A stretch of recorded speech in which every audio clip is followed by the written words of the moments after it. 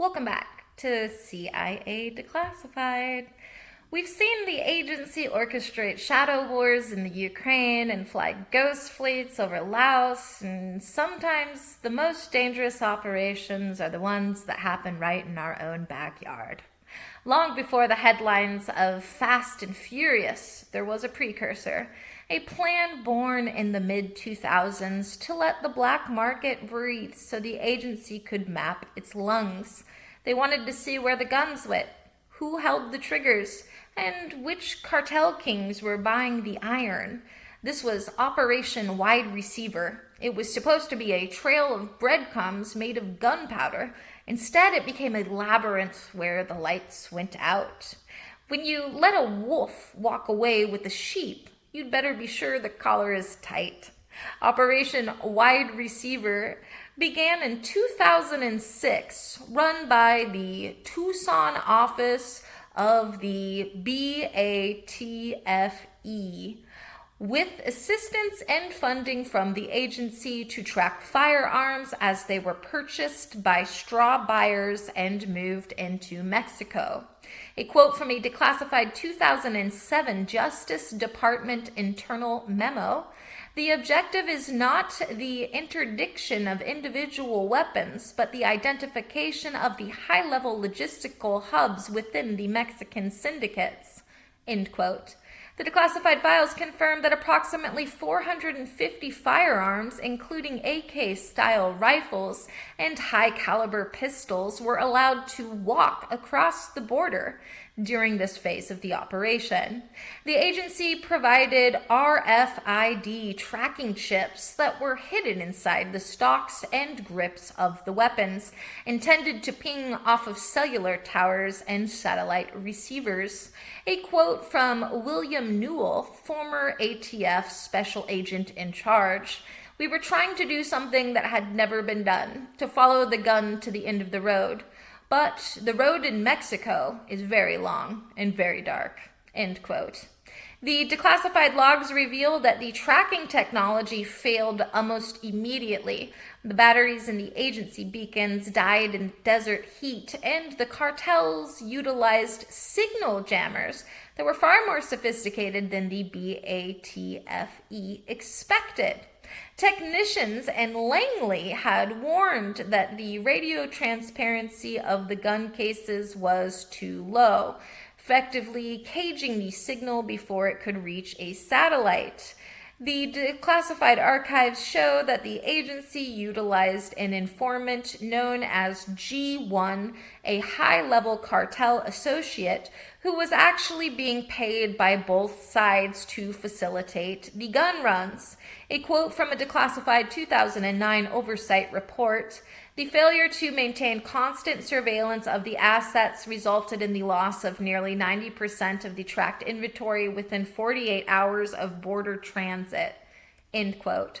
Operational breakthroughs included the development of micro beacons, trackers smaller than a grain of rice, though these were not deployed until the operation was already collapsing.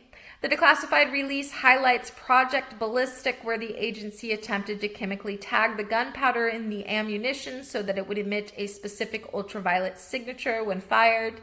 Agency handlers in Mexico were forbidden from intervening even when they saw the weapons being handed directly to known assassins. The declassified records confirm that at least 15 of the walked weapons were later recovered at crime scenes involving the murder of Mexican police officers.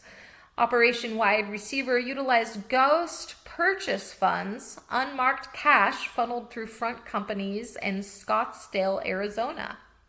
The operation was officially shut down in 2007 after several tracking failures. But the declassified files show that a residual phase continued in secret for another 18 months. The declassified archives reveal Operation Silencer, a subtask where the agency attempted to install remote detonators in a batch of heavy machine guns, a plan that was aborted due to stability concerns.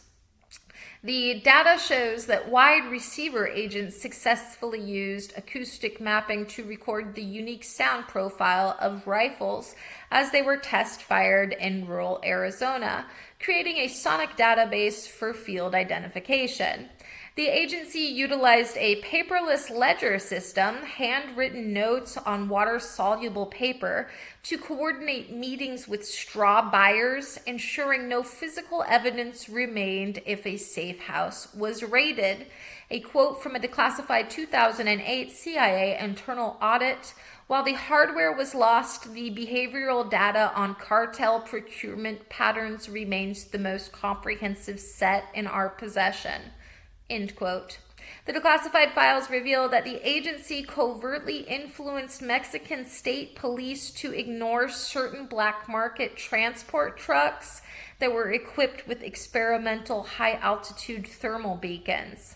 Operatives involved in the Tucson cell were required to rotate every 90 days to prevent infiltration fatigue, a psychological state where agents began to sympathize with the smugglers they were tracking. Even with the disclosures, the end user annex is a wall of black ink. Why hide the destination of guns that were lost 20 years ago? Get ready for the theory of the ghost guns. Speculation suggests that wide receiver wasn't a mistake, it was a supply mission. This theory posits that the agency purposely disabled the trackers. The redaction supposedly hides the delivery receipts showing that the weapons were intended for a specific pro-Western faction within the Sinaloa cartel, Sinaloa, to help them eliminate their more radical rivals.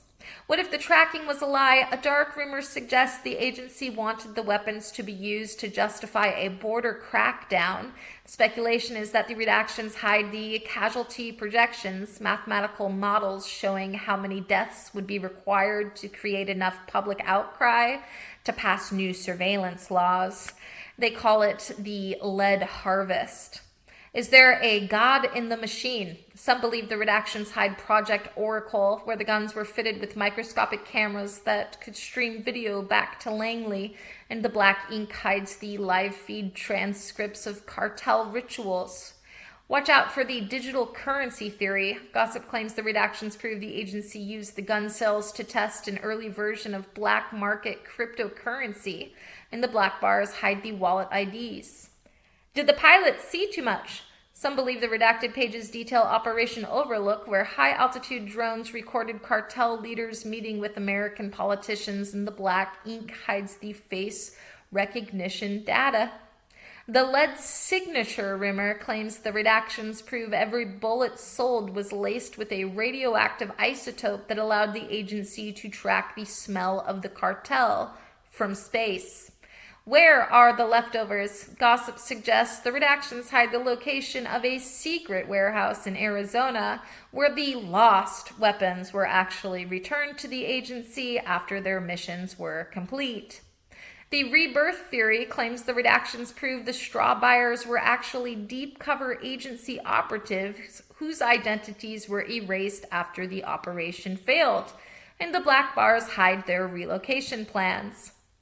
Some whisper that the redactions hide the fact that Wide Receiver is still active under a new name, and the black ink is the only thing preventing a total war between the DEA and the agency.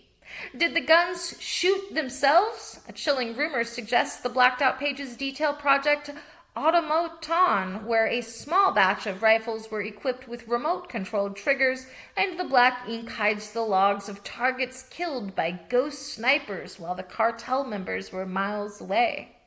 The underground underworld theory posits that the redactions hide the location of a massive subterranean tunnel built by the agency, specifically to bypass the border patrol, and the black bars mask the transit schedules. Is the moon watching the buy? Gossip suggests the redactions hide Project Lunar, an experiment using moon reflection sensors to track the metallic glint of rifles in the desert, with the black ink masking the reflectivity tables. The child soldier cipher claims the redactions prove the agency was specifically tracking which weapons ended up in the hands of teenage lookouts, and the black bars hide the youth recruitment statistics. Lastly is the Bullet the Spy. Some believe the redactions describe Operation Echo, where hollow point rounds were filled with liquid microphones that survived the impact to record the conversations of first responders, and the black ink covers the audio recovery reports. Was Operation Wide Receiver a success? Tactically, it was a disaster. The agency lost control of the inventory, the technology failed, and the trail went cold almost immediately. Strategically, it was a dark lesson. The declassified files show that while the operation failed to catch the Kings, it successfully mapped the straw buyer network in the U.S. It provided the agency with a database of facilitators that they would use for the next 20 years. They lost the guns, but they kept the names. As far as technological and operational breakthroughs go, the failures of the Arizona desert forced the agency into the next generation of tracking. Hardened RFID, the development of batteries that can survive 120-degree heat for years. Acoustic ballistic mapping, learning how to identify a gun's location by the unique echo signature of its muzzle flash as picked up by orbital microphones. Chemical tagging, successful protocols for marking metal surfaces so they can be identified even after being repainted or melted down. And straw buyer algorithms, the first use of AI to predict which legitimate gun store customers are actually buying for the cartels. Operation Wide Receiver shows us that when you play with fire, you can't always control where the sparks land. As the declassified files reveal, the lead labyrinth was a place where the agency learned that once a weapon starts walking, it never really stops. Thanks for listening, and join us next time as we examine Operation Ladder. The agency wanted an ear in the room. We'll uncover the systematic wiretapping of the UN delegates. We'll look at the glass microphones, the diplomatic traps, and the secret recordings that turned the world's peacekeeping body into an agency puppet show. Join us next time for the glass ear. In the meantime, I'll see you in the archives.